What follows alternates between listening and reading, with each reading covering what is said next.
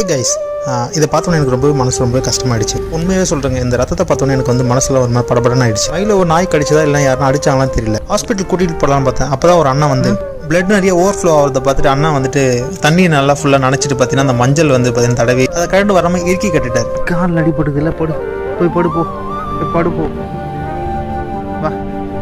உண்மையாக சொல்கிறேங்க, எனக்கு வந்து பார்த்தீங்கன்னா மைண்டெல்லாம் ஒரு பிளாங்க் ஆகி ஒரு மாதிரியாக ஒரு கஷ்டமாயிடுச்சு. என்னன்னு தெரியல, ஒரு வாயில்லா ஜீவனுக்கு இந்த மாதிரி ஆகணும்னு.